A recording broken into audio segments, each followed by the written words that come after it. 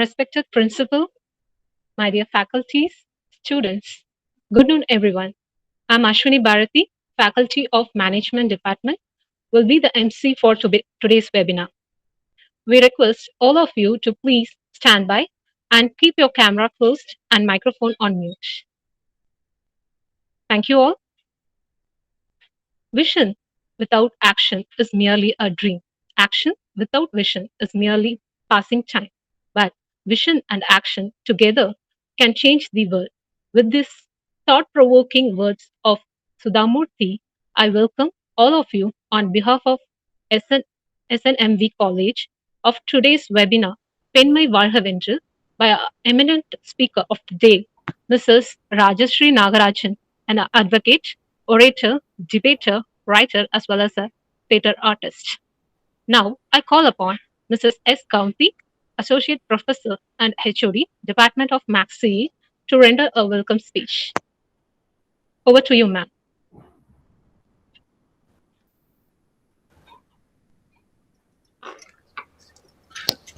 The most respected speaker of the day, Tirumadi Rajashree Nagarajan, respected principal, Dr. B. Subramani, and my dear colleagues. Good afternoon to all.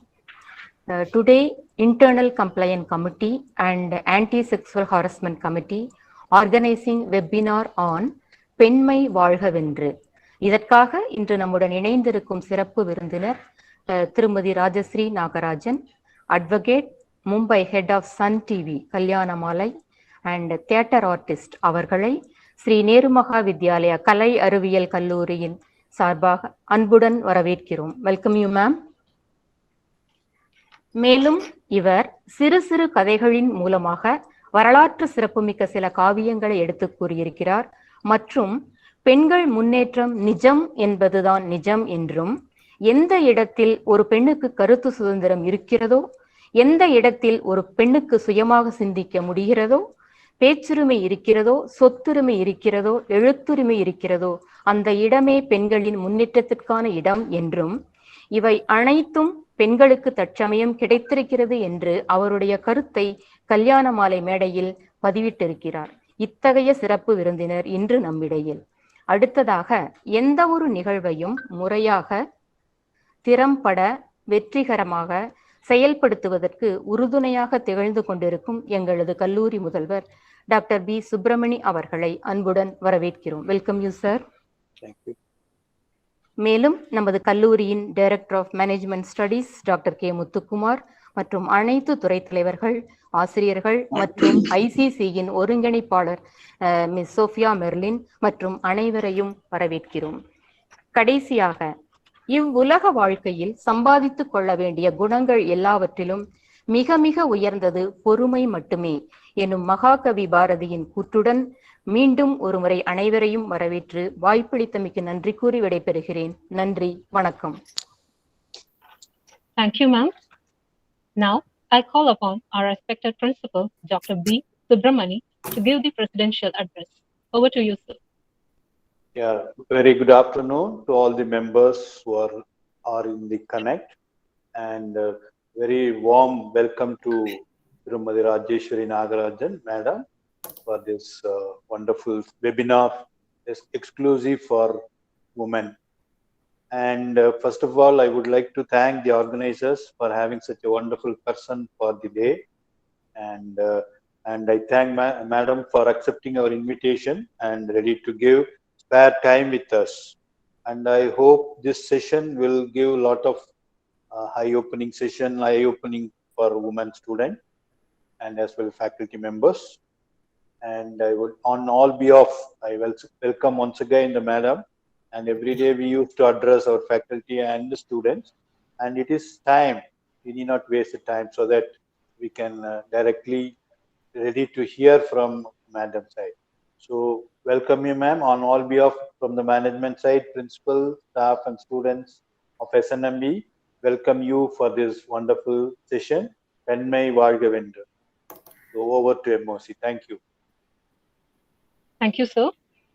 Now, it's time for the chief guest introduction. I would like to call upon Dr. K. Uma Mageshwari, MBA librarian, to render the introduction. Over to you, ma'am.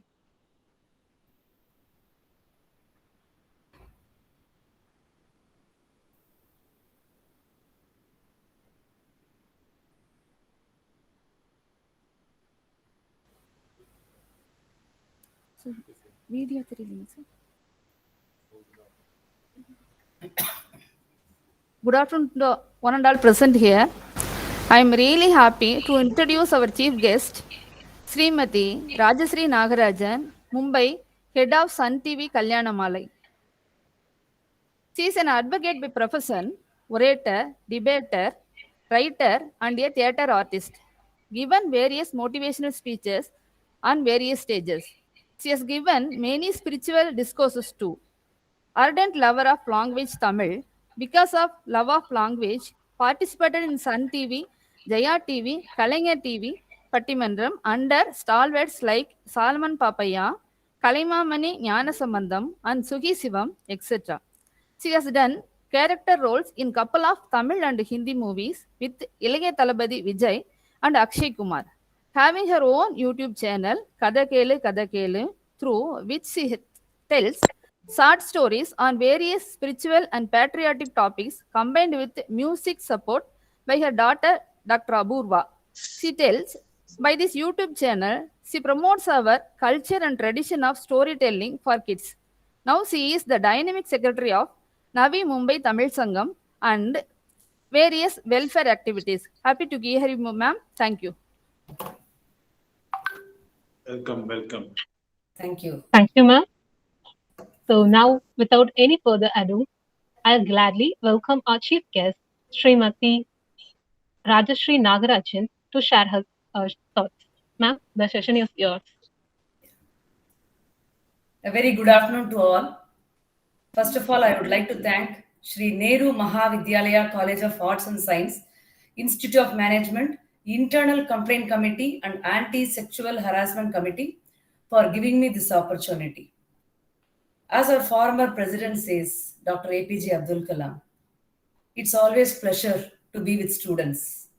It gives me immense pleasure to be with you all today afternoon. Thanks for such a wonderful introduction about me. My sincere thanks to Srimati Uma Maheshwari for coordinating this webinar. Next 45 to 50 minutes, we'll be discussing on various rights, legal rights and safety for women.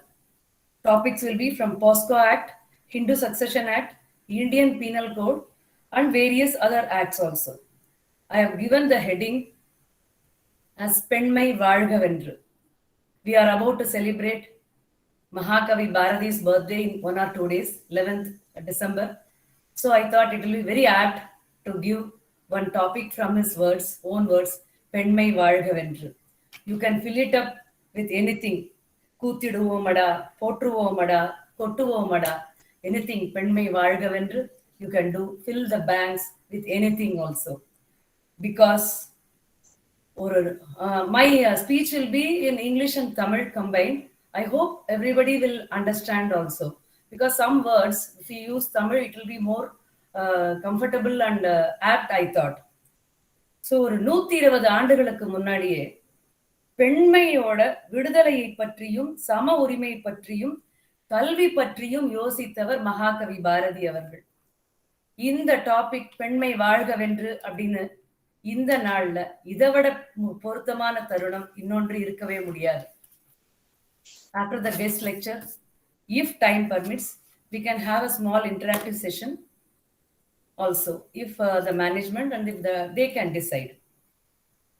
பெண் என்பவள் ஒரு போராளி, warrior என்று சொல்லலாம். போராடுபவன் யார்?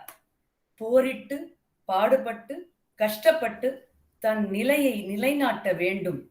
அதற்கு அவனுக்கு சில ஆயுதங்கள் தேவை, வெப்பன்ஸ். சட்டம் பெண்களுக்கு கொடுத்த ஆயுதங்கள், வெப்பன்ஸ் என்னென்ன என்பதை இப்பொழுது நாம் பார்ப்போம்.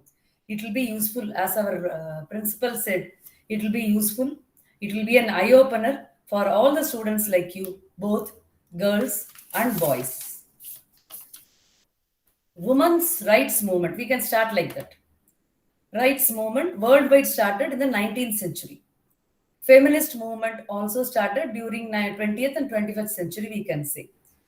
But discussion on human rights is completely different from women's rights. Issues commonly associated with women's rights include bodily integrity and autonomy, free from sexual violence, to vote, equal rights in family law, to own property and to education. These things come under women's rights. இந்தியாவை பொறுத்த வரைக்கும் வேத புராண காலங்களிலிருந்தே பதஞ்சலி போன்றவர்கள் பெண்களை படித்தவர்களாகத்தான் சித்தரித்திருக்கிறார்கள். காத்தியாயனர் போன்றவர்கள் கூட ரிக்வேதத்துல என்ன குறிப்பிட்டிருக்காங்க வேத காலத்துல அப்படின்னு சொல்லும் பொழுது, பெண்கள் திருமண வயதை அடைந்த பின்பு தனக்கு வேண்டிய தான் விருப்பப்பட்ட மணமகனை சுயம்வரம் மூலம் தேர்ந்தெடுக்கும் வழக்கம் இருந்து கொண்டிருந்திருக்கிறது. These days, இந்த இன்றைய சூழல்ல we hear lot of about live-in relationships which happened during Vedic times itself. There we used to call as Gandharva marriage. ஆனா இன்னைக்கு இருக்கக்கூடிய சூழ்நிலையில பெண்களுடைய நிலை என்பது மாறுபட்டிருக்கிறது. எப்படி மாறுபட்டிருக்கிறது? Because ours is a patriarchal society. ஆணாதிக்க சமுதாயமாக மாறியிருக்கிறது. பெண்கள் தங்களின் உரிமைக்காக போராடும் காலமும் வந்திருக்கிறது. வாரியர் என்றால் போர் வீரன், படை வீரன் என்று சொன்னேன். அந்த வீரனுக்கு சில ஆயுதங்கள் தேவைப்படுகிறது. சட்டம் பெண்களுக்கென்று 11 வகையான ஆயுதங்களை, அதாவது உரிமைகளை, ரைட்ஸ் வழங்கி இருக்கிறது. அந்த 11 வகை அந்த என்ன ஆயுதம் என்பதை இப்பொழுது நாம் பார்ப்போம். Rights of women hold in India.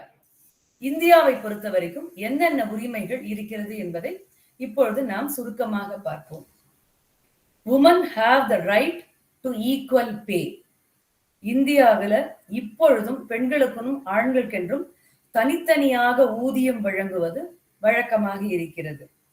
கூலி வேலை செய்பவர்கள் ஆணாக இருந்தால் தினக்கூலி அவர்களுக்கென்று அதிகம், பெண்ணாக இருந்தால் குறைந்த கூலி. ஏனெனில் ஆணுக்கு உண்டான ஊதியமானது குடும்ப வருமானமாகவும் பெண்களுக்கான கூலியானது உதிரி வருமானமாகவும் கருதப்படுகிறது. இது தினக்கூலியிலிருந்து கார்ப்பரேட் கம்பெனி உள்ளே வரை சராசரி எண்ணம். People who pay salaries to men and women have the attitude, they think that if a man earns, it belongs to the entire family. But if a woman earns, it becomes an extra income for the family. Now, many women activists and NGOs have created some awareness and eye-opening among rural and corporate levels to fight for equal pay, right, and the general attitude to the society is now turning to support the right to equal pay for women. So, இளைஞர்களே, students, நீங்க நாளைக்கு படிச்சு முடிச்சு வேலைக்கு போகும் பொழுது இந்த ஆயுதத்தை கண்டிப்பாக கவனத்தில் கொள்ள வேண்டும். Please bear this weapon in mind.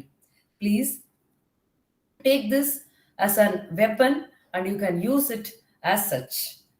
And the second right, இரண்டாவது ஆயுதம், women have the dignity and decency. பெண்கள் வேலைக்கு செல்லும் போதும் சரி, வீட்டில் இருக்கும் பொழுதும் சரி, அல்லது பஸ்லயோ ட்ரெயின்லயோ ஒரு பப்ளிக் டிரான்ஸ்போர்ட்ல டிராவல் பண்ணும் போதும் சரி, அவர்களுடைய கண்ணியம் என்பது காப்பாற்றப்பட வேண்டும். பெண்களான நீங்கள் எப்பொழுது உங்கள் கண்ணியம் களங்கப்படுவது போல் தோன்றுகிறதோ உடனே குரல் எழுப்ப இந்த ஆயுதம் உங்களுக்கு முழு உரிமை வழங்குகிறது. கண்ணியம் களங்கப்படும் பொழுது, களங்கப்படுவது போல் உங்களுக்கு ஒரு பார்வை தோன்றினால், ஒரு நடத்தையாலோ பார்வையாலோ நீங்கள் உணர்ந்தால் மட்டுமே போதும், இந்த ஆயுதத்தை நீங்கள் கையில் எடுக்கலாம். women have the right to dignity and decency. இதை கருத்தில் வைத்துக் கொள்ள வேண்டும். அடுத்த மூன்றாவது ஆயுதத்தை நாம் இப்பொழுது பார்ப்போம். women have the right against workplace harassment. அதாவது இதுவும் ஒரு வகையில ஒரு செக்ஸுவல் ஹராஸ்மெண்ட் அப்படின்னு நம்ம சொல்லலாம். இன்றைய சூழலில் பல பெண்கள் IT industry, BPO, customer support executive அப்படின்னு சொல்லி 3 ஷிஃப்ட்ல வேலைக்கு போறாங்க. பிஇ மெக்கானிக்கல் படிச்சவங்களோ, சிவில் இன்ஜினியரிங் படிச்சவங்களோ, மெட்டலர்ஜி படிச்சவங்களோ எல்லாருமே என்ன பண்ணாங்கன்னா, கேம்பஸ் செலக்ஷன்ற பேர்ல 75% ஆஃப் த ஸ்டூடெண்ட்ஸ் அவங்களுடைய கோர் சப்ஜெக்டையே மறந்துட்டு அவங்க ஏதோ ஒரு வேலைன்னு ஒண்ணு கிடைச்சா போறோம்னு அவங்க குடும்ப சூழ்நிலையோ இல்ல அவங்களுக்கு சம்பாதிக்கணும் அப்படிங்கிற ஒரு ஆசைனாலேயோ ஐடி கம்பெனில வேலைக்கு சேர்ந்துடுறாங்க. ஐடி கம்பெனில வேலைக்கு சேர்ந்த உடனே ஒரு 2 வருஷம் 3 வருஷம் என்ன பண்றாங்கன்னா, அந்த கம்பெனிக்காரங்க ஒரு கான்ட்ராக்ட் போட்டுக்கிறாங்க. வேற பெட்டரா ஒரு வேலை கிடைச்சாலும், இவங்க படிச்ச சப்ஜெக்டுக்காக அவங்களுக்கு ஒரு வேலை கிடைச்சாலுமே அவங்களால வந்து இந்த கான்ட்ராக்ட்ல இருந்து விடுபட்டு வெளியில போக முடியாத ஒரு சங்கடமான சூழ்நிலை, ஷிஃப்ட்ல நைட்ல வேலை பார்க்கக்கூடிய ஒரு கட்டாயம் இருக்கிறது. இந்த மாதிரி சூழ்நிலையில பே ஹைக்கு, ப்ரமோஷன், கோலு, டார்கெட் அப்படின்னு சொல்லி மேல் கவுண்டர் பார்ட்ஸ் கூட ஒரு பெரிய டஃப்பான காம்படிஷன். அதனால ஒர்க் பிளேஸ்ல அவங்களுக்கு சில காம்ப்ரமைஸ் செய்ய வேண்டிய ஒரு கட்டாயம் இருக்கிறது. இந்த மேலதிகாரி அப்படிங்கிற பேர்ல உள்நாடோ வெளிநாடோ அவங்க வந்து டூர் போகும் பொழுது, பயணம் செய்யும் பொழுது கம்பெனிக்காக ஒரு ஃபீமேல் எம்ப்ளாயிய ஸ்டாஃபை வந்து கூட்டிட்டு போவாங்க. இதுல பல பேர் பாத்தீங்கன்னா திருமணமாகி அந்த ஃபீமேல் அசிஸ்டன்ட் வயசுல மகனோ மகளோ கூட இருப்பாங்க. இந்த மாதிரி சிக்கல்கள் எல்லாவற்றையும் தன்னுடைய உத்தியோக உயர்வுக்காகவும் குடும்ப பின்னணி காரணமாகவும் பொறுத்து கொண்டிருக்கிறார்கள். இந்த ஒர்க் பிளேஸ் ஹராஸ்மெண்ட்ங்கிற இந்த ஆயுதத்தை இதை போன்ற அலுவலக சூழ்நிலைகளை எதிர்த்து போராட உதவுகிறது. நீங்கள் பெண்கள் எந்த விதத்திலும் இந்த ஹாரஸ்மெண்ட்டை பொறுத்து கொள்ள வேண்டிய அவசியமே இல்லை. டைரக்டாக நீங்கள் ஒரு ஐடி துறையிலோ, மீடியா துறையிலோ, சட்டத்துறையிலோ, ஏன் மருத்துவத்துறையில கூட இந்த ஒர்க் பிளேஸ் ஹராஸ்மெண்ட் சக கலீகிடமிருந்தோ இல்ல மேல உள்ள அதிகாரிகளிருந்தோ இன்றளவும் நடந்து கொண்டுதான் இருக்கிறது. So students, when you go for your employment, remember this weapon wherever you are. அடுத்தது 4வது ஆயுதத்தை நம்ம இப்ப பார்ப்போம். Women have a right against domestic violence. Domestic violence அப்படின்னு சொல்லும் பொழுது ஐபிசில செக்ஷன் 498A ஐபிசி யாரெல்லாம் வந்து குறிச்சு வச்சுக்க முடியுமோ இந்த சட்டங்களையும், ஏன்னா சொல்லுவாங்க வந்து சட்டம் தெரியாம இருக்கிறது வந்து ஒரு எஸ்கேப் கிடையாது, இது வந்து நீங்க மாட்டிக்க கூடியது, ignorance of law is no excuse அப்படின்னு. இந்த மாதிரி சில பேசிக் சட்டங்களை நீங்க தெரிஞ்சு வச்சுக்கும் பொழுது உங்களை யாராவது எக்ஸ்ப்ளாய்ட் பண்றாங்களா, ஒரு குடும்பத்தை சேர்ந்தவங்களா இருந்தாலும் சரி, இல்ல கூட பிறந்தவங்களா இருந்தாலும் சரி, இல்ல அலுவலகத்துல வேலை பார்க்கறவங்களா இருந்தாலும் சரி, இல்ல கூட படிக்கிறவங்களா இருந்தாலும் சரி, அவங்க உங்களை எக்ஸ்ப்ளாய்ட் பண்ணும் பொழுது இந்த போன்ற சட்டங்கள் உங்களுக்கு கை கொடுக்கும். Ignorance of law is no excuse.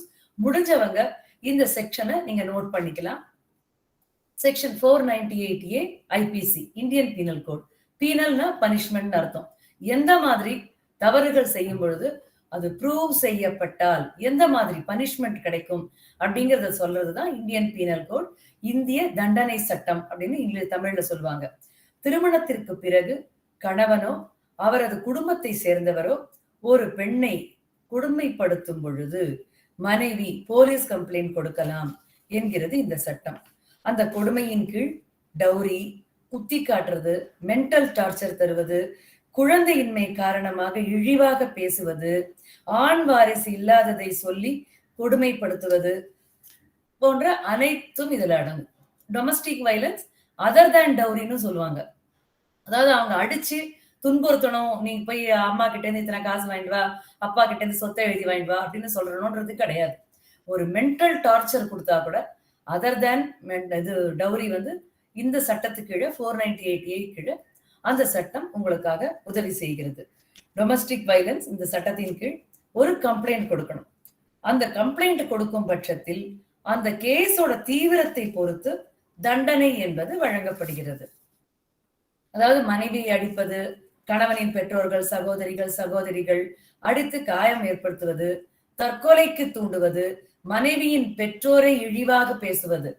அதாவது அந்த பெண்ணுடைய நம்ம எப்ப திருமணம் செய்து கொண்டு வந்தோமோ அந்த பெண்ணுடைய எமோஷன்ஸ்க்கு வந்து எப்ப ஒரு கணவன் வேல்யூ கொடுக்குறானோ அப்பொழுதுதான் அந்த பெண்ணு வந்து தன்னுடைய மனசளவுல அந்த கணவனை முழுமையாக ஏற்றுக்கொள்வாள். அந்த கணவனுடைய குடும்பத்தையும், ஏன்னா நம்மளுடைய இந்திய பாரம்பரியம் எப்படி அப்படின்னா ஒரு திருமணம் என்பது 2 உயிர்களுக்கு மட்டும் நடக்கக்கூடிய ஒரு பந்தமே கிடையாது.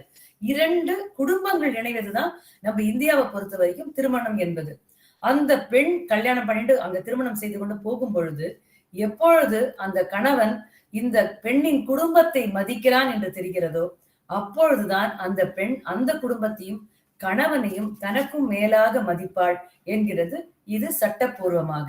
ஆகையால் இது என்ன சொல்கிறது என்றால் மனதளவில் கூட பாதிப்பை ஏற்படுத்தக்கூடாது, பிறந்த வீட்டிலிருந்து வரதட்சணை கேட்கக்கூடாது, மனைவியின் பெற்றோரை இழிவாக, இது அத்தனையும் இந்த சட்டத்தில் குறிப்பிடப்பட்டிருக்கிறது. பெண்கள் தன்னை பாதுகாத்துக் கொள்ள இந்த ஒரு ஆயுதத்தை கையில் எடுத்துக் கொள்ளலாம். இதில் ஏதாவது ஒன்று அவளுக்கு நடக்கவில்லை என்றாலும் கூட அவள் போலீசில் சென்று கம்ப்ளைண்ட் கொடுக்கலாம் என்கிறது இந்த சட்டம். ஆனால் திருமணமாகி 7 ஆண்டுகளுக்குள் ஒரு பெண் இயற்கையாகவே இறந்தால் கூட அந்த சட்டம் அந்த கணவனையும் அவனது குடும்பத்தாரையும் கண்காணித்து வருகிறது. இதற்கு இன்னொரு ஆங்கிளும் உண்டு. இன்னொரு கோணத்துல நம்ம பார்த்தோம்னா, எல்லா பெண்களும் நல்லவங்க அப்படிங்கிற கேட்டகரியில வரமாட்டாங்க. இன்னைக்கு சில பாய்ஸ் ஸ்டூடெண்ட்ஸும் இருக்காங்க அப்படின்னு சொல்லி உமா மகேஸ்வரி மேடம் சொன்னாங்க. அதனால இது பெண்களுக்கான சட்டம் மட்டும் இல்ல. 498A அப்படிங்கிறது ஆண்களையும் ஒரு அளவுக்கு பாதுகாக்குது. எல்லா ஆண்களும் குடிகாரங்களா, மனைவி அடிக்கிறவங்களா இருக்கிறது இல்ல. சில நல்ல ஆண்களும் இருக்கத்தான் செய்கிறார்கள். இந்த சட்டத்தை சில விஷமக்கார பெண்கள் தவறாக பயன்படுத்துறார்கள் அப்படின்னு இன்னைக்கு சொல்லலாம். சில மாறுபட்ட கருத்துகள் இந்த ஒரு சட்டத்தை வச்சு இன்னைக்கு இருந்துட்டு இருக்கு. கணவன் வெளிநாட்டுல இருந்தாலோ அவங்கள பணம் பறிக்கிறதுக்கு அல்லது குடும்பத்தை பழிவாங்குவதற்காக போலீஸு, கோர்ட்டு, ஃபைனுன்னு சித்திரவதை செய்பவர்களும் இருக்கிறார்கள். ஆனால் இப்போ உள்ள ஜெனரேஷன் கேர்ள்ஸ் ஆர் பாய்ஸ் உஷாராக இருப்பாங்க அப்படின்னு நாம கண்டிப்பாக நம்புவோம். இந்த சட்டத்தை வெப்பனாக பயன்படுத்துவதை விட தற்காத்து கொள்ளும் ஒரு ஷீல்டாக பயன்படுத்த வேண்டும் என்று நாம் கேட்டுக்கொள்ளலாம். இது அத்தனை ஆண்களும் இதனால நீங்க மனசை உடைஞ்சு போயிடக்கூடாது. உங்களுக்காகவும் சட்ட பாதுகாப்பு இந்த 498A மூலமாக இருக்கிறது.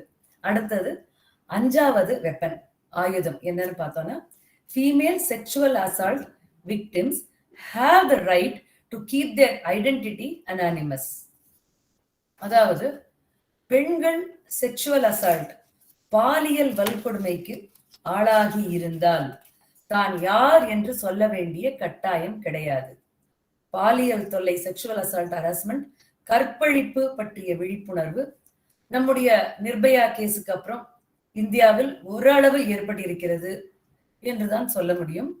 But still minor girls and women in rural India is still suffering from sexual assault. For this we have a strong act called POSCO Act, which sexual offences came into existence in the year 2012. Prevention of children from sexual offences அப்படின்னு சொல்லலாம். குழந்தைகள் மைனர்ஸ்னு சொல்லலாம். 18 வயசுக்கு கீழே இருக்கக்கூடிய பெண்கள் இந்த சட்டத்தின் கீழ் வருவார்கள். அவர்களுக்கு பாலியல் வன்கொடுமை நடக்கும் பொழுது இந்த போஸ்கோ ஆக்ட்ல ஆண்களும் வருவார்கள். 18 வயசுக்குள்ள கீழே இருக்கக்கூடிய ஆண் பிள்ளைகளும் இந்த சட்டத்துக்கு கீழே வருவாங்க.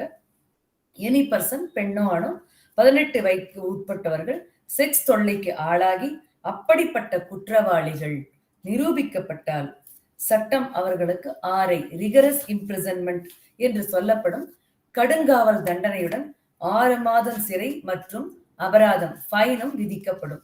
இந்த குற்றம் பற்றி அறிந்திருந்தும் போலீசுக்கு தகவல் தெரிவிக்காமல் இருப்பவர்களும் குற்றவாளிகளாகவே கருதப்படுவார்கள்.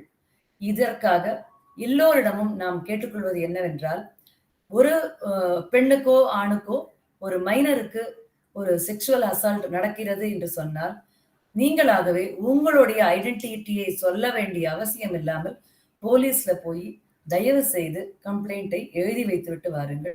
கடுமையான தண்டனைக்கு இந்த தண்டனை நிரூபிக்கப்பட்டால் அவர்களுக்கு ஒரு ஃபைனும் 6 மாதம் கடுங்காவல் தண்டனையும் விதிக்கப்படும். இந்த 18 வயதுக்கு கீழே உள்ள பாதிக்கப்பட்டவர்களை இன்வெஸ்டிகேட் செய்யும் போலீஸ் ஆபீசர்ஸ் என்று இன்டர்நேஷனல் சைல்டு ப்ரொடெக்ஷன் ஸ்டாண்டர்ட் என்கிற வரமுறையில் சில பாதுகாப்பு ஏற்பாடுகள், சேஃப்டி மெஷர்ஸை குறிப்பிட்டிருக்கிறது. அதாவது அவர்களுக்கான உடனடி பராமரிப்பு மற்றும் பாதுகாப்பு, மெடிக்கல் ட்ரீட்மெண்ட், தேவை ஏற்படும் போதெல்லாம் சிறுவர் பாதுகாப்பு மையத்தை தொடர்பு கொள்ளுவது, சைல்டு வெல்ஃபேர் கமிட்டிக்கு தெரியப்படுத்துவது, அந்த மைனர் அஃபெக்ட் ஆன கம்ஃபர்டபுளாக யாரிடம் இருக்கிறார்களோ, யாரிடம் கம்ஃபர்டபுளாக ஃபீல் பண்ணுகிறார்களோ, பெற்றோரோ அல்லது அவர்களுக்கு யாராவது வேண்டியவர்கள் முன்னால் மட்டுமே சோதனை செய்ய அனுமதி. பெண்ணாக இருப்பின் பெண் டாக்டர் மட்டுமே சோதனை செய்ய வேண்டும். 6வதாக கோர்ட்டில் அவர் யார் என்று மற்றவர்களுக்கு சொல்லாமல் தெரியாமல் இன் கேமரா என்று சொல்வார்கள். அதாவது ஜட்ஜ் பாதிக்கப்பட்டவர், அவரை சேர்ந்தவர் மற்றும் குற்றம் சாட்டப்பட்டவர் மட்டுமே உள்ளே அனுமதிக்கப்படுவர். கோர்ட்ல இந்த கேஸ் எடுத்துட்டு போனாங்கன்னா அவங்களுக்காக நிறைய பேர் இன்னைக்கு என்ன பண்றாங்கன்னா, அந்த மாதிரி செக்ஷுவல் அசால்ட் ஆயிடுச்சு அப்படின்னு சொன்னா அவங்க வந்து வெளியே போய் சொல்றதுக்கு பயப்படுறாங்க. இவங்க வந்து போலீஸ்காரங்க வந்து ஏதாவது தவறா நினைப்பாங்க, இல்ல அந்த குடும்பத்துக்கு ஒரு களங்கம் வந்துரும் அப்படின்னு சொல்லி நிறைய மனசுக்குள்ள போராடி அந்த குடும்பத்துக்காக வந்து மறைச்சிட்டே போயிருப்பாங்க. அந்த மாதிரி மறைக்க வேண்டிய அவசியமே இல்லை. இவங்களுடைய ஐடென்டிட்டியே தெரியாம போலீஸ்ல போய் கம்ப்ளைண்ட் கொடுக்கலாம். இவங்களுடைய ஐடென்டிட்டியே தெரியாம இவங்களுக்கு கம்ப்ளைண்ட் பண்ணணும் அப்படின்னு நினைக்கிற ஒரு நல்ல உள்ளம் இருக்கக்கூடிய என்ஜிஓஸோ போய் நீங்க வந்து அப்ரோச் பண்ண முடியும். அப்ரோச் பண்ணி போலீஸ் ஸ்டேஷன்ல போய் உங்களால கம்ப்ளைண்ட் கொடுக்க முடியும். கம்ப்ளைண்ட் கொடுத்தாலும் அது கோர்ட்ல மேஜிஸ்ட்ரேட்டுக்கு முன்னாடி வந்ததுன்னா அந்த மேஜிஸ்ட்ரேட் ஒரு இன் கேமரா, அதாவது நீங்களும் உங்களுடைய கம்ஃபர்டபுளா ஃபீல் பண்றவங்களும் உங்களுடைய பெற்றோர்களும் உங்களுடைய சட்ட ஆலோசகரும் மட்டுமே இருக்கக்கூடிய அளவுக்கு அந்த கோர்ட்ல அந்த கேஸ வந்து ட்ரையல் பண்ணுவாங்க. இவ்வளவு உரிமைகள், இவ்வளவு பாதுகாப்பு நம்மளுடைய சட்டம் நமக்கு வழங்குகிறது. அதனால தயவு செய்து பெண்கள ஆண்களே, உங்களுக்காக அநீதி இழைக்கப்பட்டால் தைரியமாக சென்று நீங்கள் போலீஸ் ஸ்டேஷனை அணுகலாம் என்கிறது தான் இந்த போஸ்கோ சட்டம் என்பது. 7வதாக, பாதிக்கப்பட்டவருக்கு தெரிந்த மொழியில் மட்டுமே சட்ட உதவி வழங்கப்பட வேண்டும். வீடியோ கால் மூலம் கோர்ட்டுடன் தொடர்பு கொள்ளலாம்.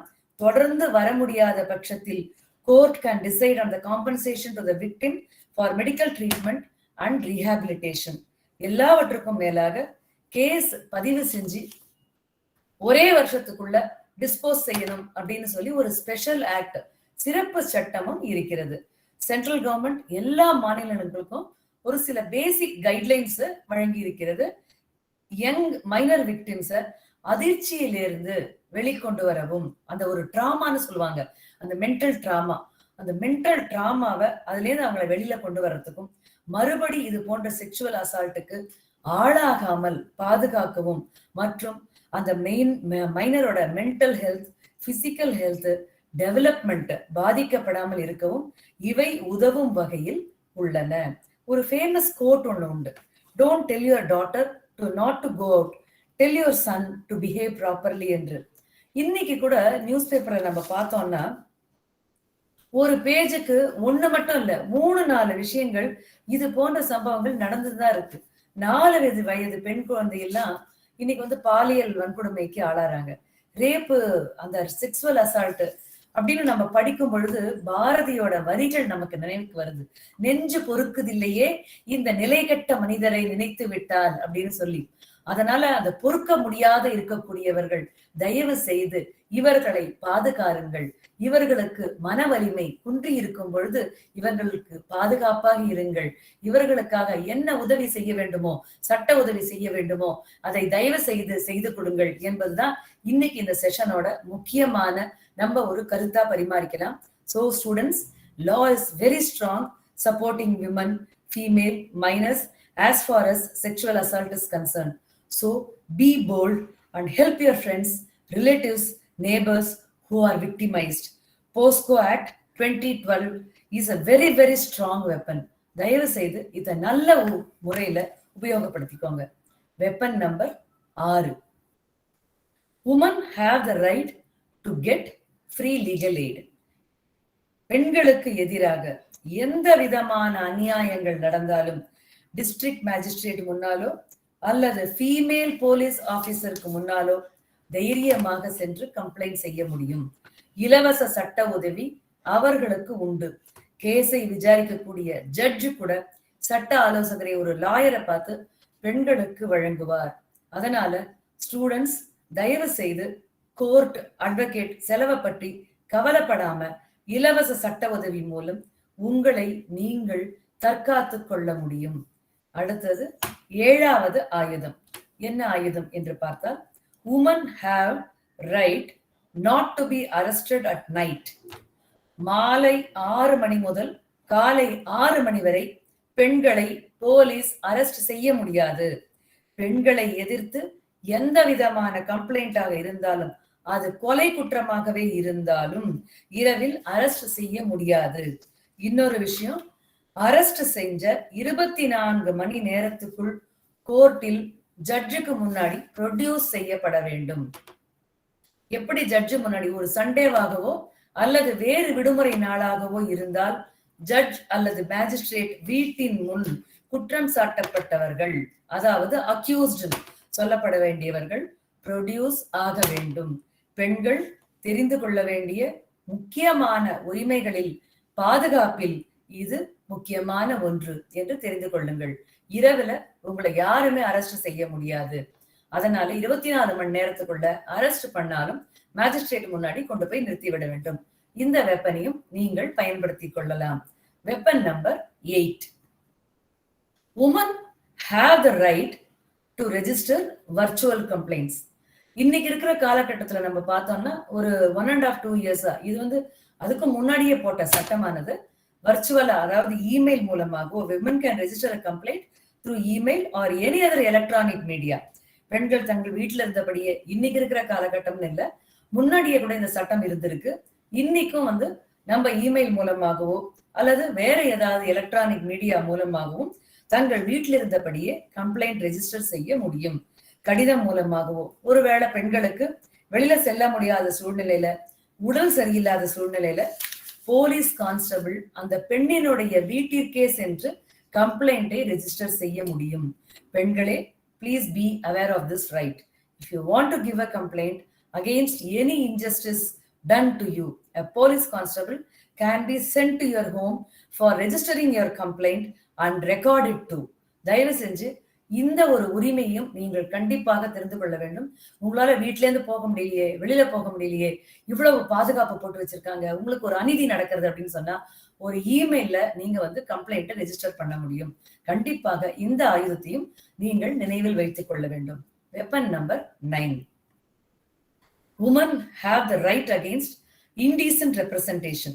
Indecent Representation of Women Prohibition Act 1986. அது மூலமா அதுல என்ன நமக்கு women ஒரு பாதுகாப்பு சட்டம் இருக்கு அப்படின்னு பார்த்தோம்னா, an act to prohibit indecent representation of women through advertisements or in publications, writings, paintings, figures or in any other manner. Ministry of Women and Child Development 1986. அவங்க மூலமா இந்த சட்டம் அமலுக்கு வந்திருக்கிறது 1986ல.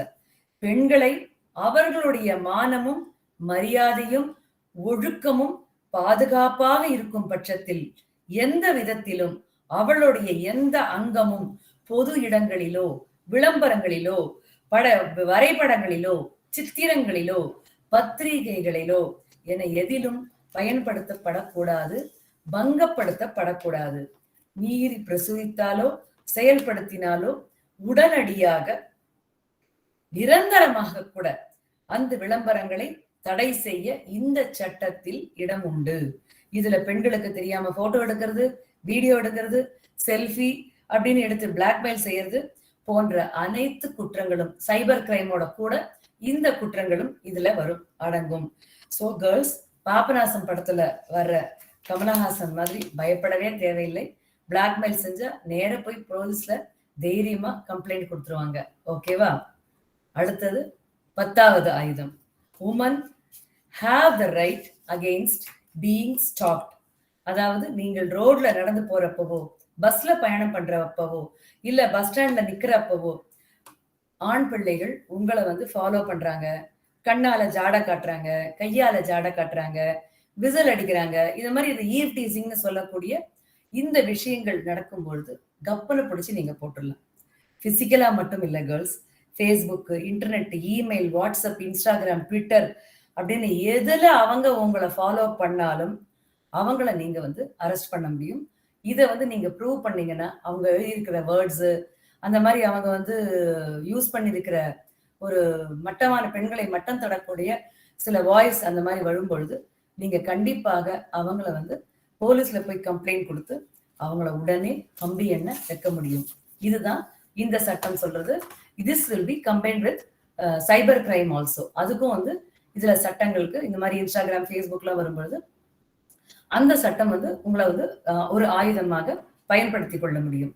அடுத்தது கடைசி ஆயுதம். அது என்னன்னு பார்த்தோம்னா, women have a right to zero FIR. Zero எஃப்ஐஆர்னா என்ன? நம்ம நிறைய இப்பெல்லாம் பேப்பர்ல படிச்சிருப்போம். அது வந்து அம்மாவும் பொண்ணும் போய் கம்ப்ளைண்ட் கொடுப்பாங்க, போலீஸ்காரங்க வந்து ரெஜிஸ்டர் பண்ண மாட்டேன்னு சொல்லுவாங்க. ஏன்னா வந்து தப்பு பண்ணவங்க வந்து குற்றம் சாட்டப்பட்டவர் வந்து ஒரு பெரிய அரசியல்வாதியாகவோ இல்ல வந்து நல்ல ஒரு பணக்காரராகவோ இருந்தாக்கா அவங்களை எதிர்த்து கொண்டு போய் போலீஸ்காரங்க கிட்ட நம்மளால கம்ப்ளைண்ட் கொடுக்க முடியாது. அவங்க எழுத மாட்டாங்க. அந்த மாதிரி இருக்கக்கூடிய கேஸ்ல ஏதாவது பெண்கள் எந்த போலீஸ் ஸ்டேஷன்ல வேணாலும் போய் கம்ப்ளைண்ட் கொடுக்க முடியும். ரோட்ல வண்டி ஓட்டும் போது ஒரு ஆக்சிடென்ட் நடக்குது, பக்கத்துல எந்த போலீஸ் ஸ்டேஷன் இருக்கோ பெண்கள் வந்து கம்ப்ளைண்ட் கொடுத்தா போலீஸ் ஸ்டேஷன்ல எஃப்ஐஆர் போட்டே ஆகணும். ஜூரிஸ்டிக்ஷனை காரணம் காட்டி அவங்களை இழுத்தடிக்க முடியாது என்பதுதான் ஜீரோ எஃப்ஐஆர்.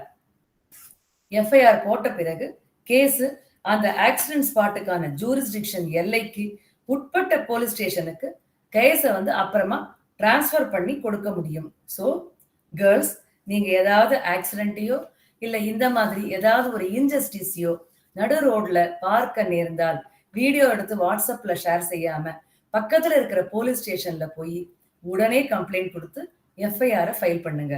இது வரைக்கும் நாம பெண்களுக்கு அநீதி இழைக்கப்பட்டால் சட்டம் வந்து நமக்கு என்னென்ன ஆயுதங்களை நம்முடைய பாதுகாப்புக்காக கொடுத்திருக்கிறது என்பதை பற்றி பார்த்தோம். இப்பொழுது சொத்து பற்றியும், அசையா சொத்து, அசையும் சொத்து, மூவபிள் அண்ட் இமூவபிள் ப்ராப்பர்ட்டி பத்தி என்ன பெண்களுக்கு உரிமை இருக்கிறது அப்படிங்கிறத நம்ம ஒரு பிரீஃபா பார்ப்போம். ஒரு 10 வருஷம் முன்னாடி கற்பகம்னு சொல்லிட்டு ஒரு பெண்ணுக்கு மதுரையில திருமணம் நடக்கிறது. அவங்க அப்பா அந்த கற்பகத்துக்கு ஒரு 100 சவரன் போட்டு பிரம்மாண்டமா திருமண செலவுகள்லாம் செஞ்சு வைக்கிறாரு. அவருடைய சகோதரனும் ரொம்ப மகிழ்ச்சியா சந்தோஷமா மெஹந்தி, சங்கீத், ரிசப்ஷன் சொல்லி நல்லா என்ஜாய் பண்றாரு. சடனா அவங்க அப்பா இறந்துடுறாங்க. அப்பா இறந்துறாரு. சகோதரன் சொல்றான், கற்பகத்துக்கு தான் அப்பா வந்து 100 பவுன் போட்டு கல்யாணம் பண்ணியிருக்காரு, 1 கோடி செலவழிச்சு கல்யாணம் பண்ணியிருக்காரு. அதனால நம்ம வந்து அவருடைய அசையா சொத்து வீடு வந்து சுமார் ஒரு 5 கோடி, ஒரு 6 கோடியில நிலம், காரு, ஷேரு, இது எல்லாத்துக்கும் நான் மட்டும்தான் வாரிசு, நான் தான் ஆண் வாரிசு அப்படின்னு சொல்லி கற்பகத்துக்கு அப்பா சொத்துல பங்கு கிடையாது அப்படிங்கிற மாதிரி ஒரு இருந்து வந்தது. இப்பொழுது என்னன்னா, செப்டம்பர் 9ஆம் தேதி ஹிந்து சக்சஷன் ஆக்ட் 2005, அதாவது பெண்களுக்கான என்ன வந்து உரிமைகள் இருக்கு சொத்துல அப்படின்னு சொல்லி இப்ப நம்ம பார்ப்போம். திருமணமான மகளுக்கும் தந்தையின் சொத்தில் சம பங்கு உண்டு. இவங்களோட தந்தை வில்லு எழுதி வைக்கலன்னா அண்ணனும் தங்கையும் கோர்ட்ல போய் சண்டை போட்டுக் கொள்கிற சூழ்நிலை. லீகல் டேர்ம்ஸ்ல 2 சொல்லுவாங்க. அதாவது டெஸ்டமெண்ட்ரினா உயில் எழுதி வச்சுட்டு அதை ரெஜிஸ்டர் பண்றது, அது ஒரு விதம். இன்டர்ஸ்டேட்னு 2வது விதம், உயில் எழுதாம உயிர் விடுவது. இந்த 2மே, உயில் எழுதாத தந்தை உயிர் விடும்போது அவருடைய வாரிசுகள், அவருடைய மனைவி, அவருடைய தாய், இத வந்து நீங்க நோட் பண்ணிக்கலாம். ஏன்னா நிறைய இடத்துல வந்து தந்தை என்ன பண்றாங்கன்னா, நம்ம பிள்ளைங்களாம் நம்ம நல்லா வளர்த்திருக்கோம், அவங்களுக்கு வேண்டியதை நம்ம வந்து அப்பப்ப செஞ்சு கொடுத்துருக்கோம், மகளுக்கும் சரி மகனுக்கும் சரி இதெல்லாம் இருக்கு, நமக்கு அப்புறம் அவங்க சண்டையெல்லாம் போட்டுக்க மாட்டாங்க அப்படின்னு நினைச்சுக்கிட்டு நிறைய பேர் உயில் எழுதாம இருக்காங்க. உயில் எழுதுறதுக்கு அதை வந்து ஒரு 1 கோடி ரூபாய்க்கு மேல அந்த சொத்தினுடைய அது வந்து நம்மளுக்கு அந்த வேல்யூ இருந்தது அப்படின்னு சொன்னா அதுக்கு வந்து சுமார் 75,000 ரூபாய் வந்து அந்த ரெஜிஸ்ட்ரேஷன் அந்த வில்லு எழுதி செலவழிக்க வேண்டியிருக்கும். அந்த 1 கோடி ரூபாய்க்கு மேல இருக்கக்கூடிய சொத்துக்கு இந்த மினிமம் அமௌண்ட்டை நம்ம கொடுத்து ரெஜிஸ்டர் பண்ணி வச்சோம்னா பிற்காலத்துல வரக்கூடிய அந்த பிள்ளைகளுக்கு ஏன்னா இப்ப ரீசெண்ட் டேஸ்ல நம்ம நிறைய பாக்குறோம். ஒரு நாமினி பேங்க்ல இருக்கிற அவங்களுடைய சாதாரண ஒரு சேவிங்ஸ் பேங்க் அக்கௌண்ட் கூட ஒரு நாமினி போடாம அந்த குடும்ப தலைவர்கள்லாம் இறந்துடுறாங்க. இறக்கும்போது யாருக்கு அந்த இது பைசா வரும்னா சக்சஷன் சர்டிபிகேட் வாங்கிடுவாங்க, லீகல் ஏர் சர்டிபிகேட் வாங்கிடுவாங்கன்னு சொல்லி பேங்க்ல இருந்து ஒரு 10,000 ரூபாய் 5,000 ரூபாய் வித்ட்ரா பண்றது கூட ரொம்ப ஒரு கஷ்டமான சூழ்நிலை ஏற்படுறது. இது ஏற்படாம இருக்கணும்னா ஒரு அவேர்னஸ்க்காக நம்ம என்ன சொல்றோம் அப்படின்னா, ஒரு ஐ ஓப்பனிங்கா தயவு செய்து ஒரு வில்லு எழுதி வைங்க. அந்த வில்ல வந்து ரெஜிஸ்டரும் பண்ணுங்க. அது எழுதும் பொழுது கண்டிப்பாக அந்த வழக்கறிஞர் சார்ஜஸையும் அந்த ஸ்டாச்சுட்டரி சார்ஜஸ்ன்னு சொல்லக்கூடிய அந்த ரெஜிஸ்ட்ரேஷன் சார்ஜஸையும் நீங்க கண்டிப்பாக அதை வந்து செய்ய வேண்டும். உயிர் எழுதாம ஒரு அப்பா வந்து உயிர் விடும் பொழுது அவருடைய வாரிசுகள், அதாவது அவருடைய மனைவி, அவருடைய தாய் உயிரோடு இருந்தால் தாய், மகன்கள், மகள்கள் என்று அனைவருக்கும் சம பங்கு உண்டு. அந்த ஊர் தாசில்தார் லீகல் ஏர் சர்டிபிகேட்னு ஒண்ணு கொடுப்பாரு. அதை கோர்ட்ல ஃபைல் செய்து சொத்துரிமையை கொண்டாட வேண்டும். தனக்கு பிறகு வாரிசுகளுக்குள் சண்டை தகராறு வராமல் இருக்க உயில் எழுதி வைப்பது சிறந்த முறை. 2019 ஒரு மிஸ்ட்ரி மூவி ஒண்ணு வந்தது, நைவ்ஸ் அவுட் என்று. அதுல ஒரு ஸ்ட்ரேஞ்சருக்கு தன்னோட சொத்து பூரா எழுதி வச்சிருவாரு ஹீரோ. அந்த ஹீரோ அவருடைய வாழ்நாள்ல சம்பாதிச்சது பாட்டனார் சொத்து இல்ல, எல்லாமே சுயார்ஜிதமாக அவரே சம்பாதிச்சது தன்னுடைய இஷ்டப்பட்டவருக்கு எழுதி வச்சார். இதுதான் நம்முடைய சட்டமும் சொல்கிறது. சுயார்ஜிதமாக நீ சுயமாக சம்பாதித்திருந்தால் உன்னுடைய இஷ்டப்பட்டவருக்கு நீ உயில் எழுதலாம். சிலர் இந்த ஸ்டாம்ப் டியூட்டி அவாய்ட் பண்றதுக்காக மனைவிக்கோ மகனுக்கோ மகளுக்கோ கிஃப்ட் மூலமாகவும் டிரான்ஸ்பர் செய்வது வழக்கமாக இருக்கிறது. இந்த மாதிரி நீங்க கிஃப்டும் செய்யலாம். மனைவி பேர்லயோ இல்ல மகன் மகள் பேர்லயோ இல்ல உங்களுக்கு இஷ்டப்பட்டவங்க பேர்லயோ நீங்க கிஃப்ட் செய்ய முடியும், டிரான்ஸ்பர் செய்வது. இதே மாதிரி பாட்டனுடைய சொத்தானது பேரனுக்கும் பேத்திக்கும் பித்துரார்ஜிதம் என்று சொல்வார்கள். இது சமமாக பங்களிக்கப்படுகிறது. பொண்ணு வைத்து பேத்தியாக இருந்தாலும் சரி, பிள்ளை வைத்து பேத்தியாக இருந்தாலும் சரி, அந்த சொத்தில் திருமணம் ஆகியிருந்தாலும் சரி, அவர்களுக்கு இந்த சொத்தில் பித்ரார்ஜித சொத்தில் சம பங்கு உண்டு என்கிறது இந்த ஹிந்து சக்சஷன் ஆக்ட் என்பது. பேத்திக்கு திருமணம் முடிந்த பிறகும் அவளுடைய பாட்டனின் பித்ரார்ஜித அசையும் சொத்து அசையா சொத்தில் சமமாக பிரித்து அளிக்கப்பட வேண்டும். இது அவளது பிறந்த வீட்டை பற்றிய சொத்துரிமை. திருமணம் முடிந்த பிறகு கணவனுடைய வீட்டில் அவளுடைய உரிமை பற்றி என்ன சொல்கிறது? According to Hindu Succession Act, a married woman has exclusive right over her individual property unless she gives it in part or wholly to someone. She is the sole owner and manager of the assets, whether earned, inherited or gifted to her. கணவனுடைய சொத்திலும் ஊதியத்திலும் மனைவிக்கு சம பங்கு உண்டு. கணவனுக்கு வேறு வாரிசுகள் இல்லாத பட்சத்தில் மொத்த சொத்து உரிமையும் மனைவிக்கே உண்டு. கூட்டு குடும்பமாக இருக்கும் பட்சத்தில் கணவன் வீட்டில் உள்ளோரும் அவளுக்கு பராமரிப்பு, இருக்கும் இடம் முதலியவற்றை வழங்க வேண்டும். கணவன் வீட்டுக்கு கல்யாணம் பண்ணிட்டு போகும்பொழுது திருமணமான பெண்ணுக்கு அந்த குடும்பத்தில் இருக்கக்கூடியவர்கள் பராமரிப்பு செலவு அத்தனையும் ஏற்றுக்கொள்ள வேண்டும் என்கிறது ஹிந்து சக்சஷன் ஆக்ட். நம்முடைய இந்தியாவை பொறுத்தவரை பல மாநிலங்களிலும் கிராமப்புறங்களிலும் இரண்டாவது திருமணம் செய்து கொள்ளும் வழக்கம் இருக்கிறது. முதல் மனைவி உயிருடன் இருக்கும் பொழுதே அல்லது சட்டப்படி விவாகரத்து வாங்கவில்லை என்றாலோ இரண்டாவது திருமணம் செல்லாது. முதல் மனைவி உயிருடன் இருந்தாலும் இரண்டாவது திருமணம் செல்லாது. விவாகரத்து வாங்காவிட்டாலும் இரண்டாவது திருமணம் செல்லாது. நல் அண்ட் வாய்ட் என்று சொல்வார்கள். சொத்துரிமையை கேட்க முடியாது. ஆனால் இரண்டாவது மனைவி மூலம் பிறக்கும் வாரிசுகளுக்கு முதல் மனைவியின் வாரிசை போன்றே சொத்தில் சம உரிமை உண்டு. அதாவது இரண்டாவது கல்யாணம் செல்லாட்டாலும் அவங்களுடைய வாரிசுக்கு மகனோ மகளோ அந்த அப்பாவுடைய சொத்துல முதல் மனைவியின் பிள்ளைகளுக்கு என்ன உரிமை இருக்கிறதோ அதே உரிமை இந்த இரண்டாவது மனைவியின் மகனுக்கும் மகளுக்கும் இருக்கிறது என்கிறது சட்டம்.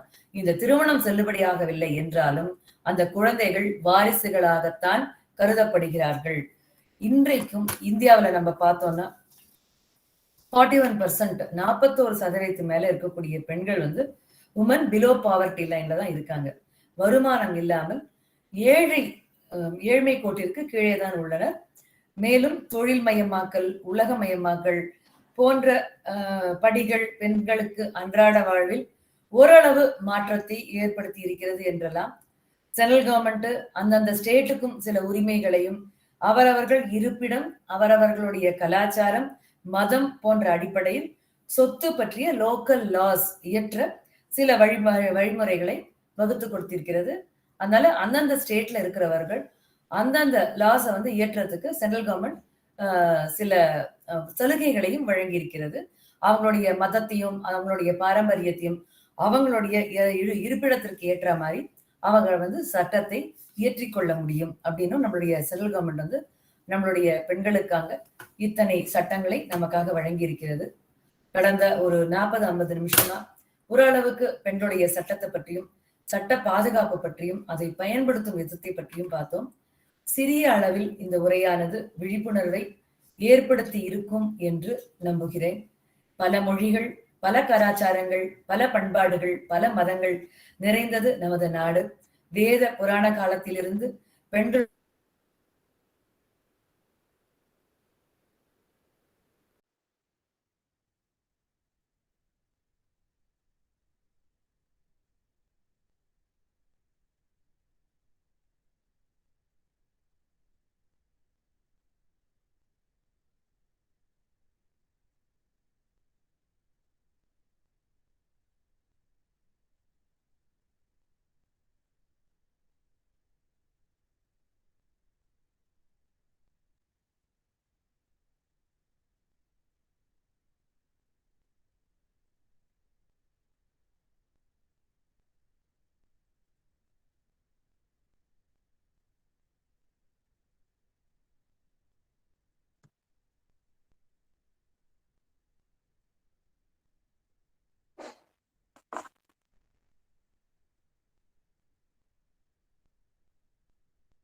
ஹலோ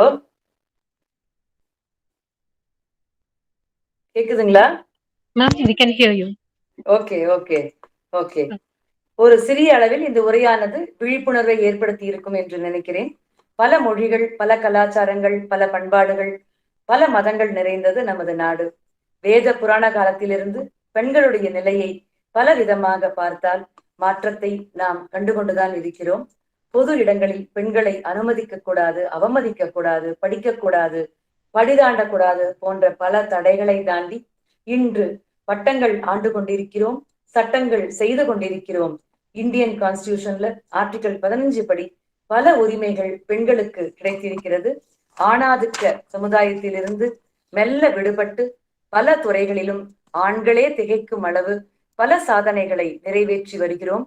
உங்களை போன்ற இளைய சமுதாயத்தினர் எல்லா விதத்திலும் வளர்ந்து நம் நாட்டை உலக மேடைக்கு கொண்டு செல்வீர்கள் என்று நம்புகிறோம்.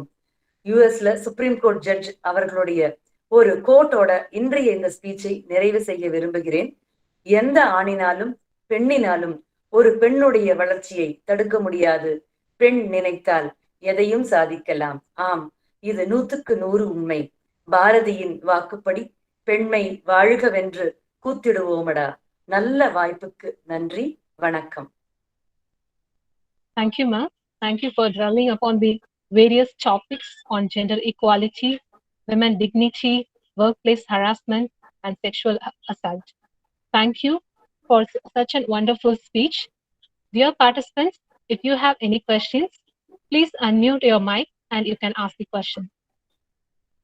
The session is open for you.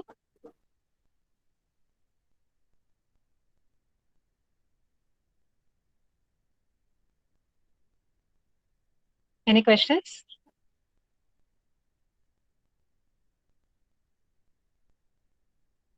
Okay.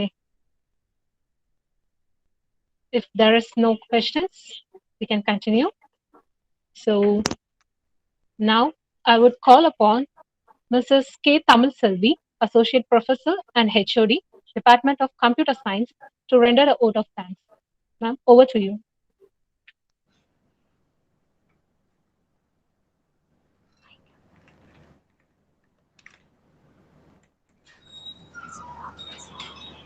Good afternoon to one and all present here virtually.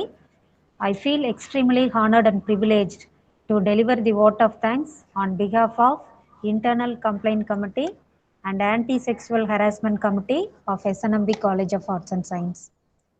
First and foremost, I would like to express my sincere gratitude to our Honorable Resource Person, Tirumadi Rajasri Nagarajan, Advocate, Mumbai Head of Sun TV, Kalyanamalai, orator, debater, writer and theatre artist, for sparing her precious time and gracing the occasion with her valuable and informative talk on Penmai Valgavendra, especially her talk on the 11 rights of women as weapons, complaint against domestic violence, sexual harassment, registering virtual complaints, zero FIR, movable and immovable property rights. And today we are lucky to have you as your guest. Thank you so much, ma'am. Next, I take this opportunity to thank our beloved principal, Dr. B. Subramani, who with his intellectual powers and leadership skills steers us forward in the right direction. Thank you, sir. I also thank Dr. K. Muthukumar, Director MBA, and Ms. Sophia Merlin, convener of this program, for organizing such a wonderful program. Thank you, madam. I also thank heads of all the departments and faculty members of our college for your active participation, and without your presence, the event of this magnitude would not have happened. Once again, thank you one and all. Thank you. Thank you, ma'am. And that's all for today's session. Thank you for participating in the webinar. Before we are going to end this session, I would like all the participants to fill the feedback form which has been sent in the chat box. Thank you. Thank you, ma'am.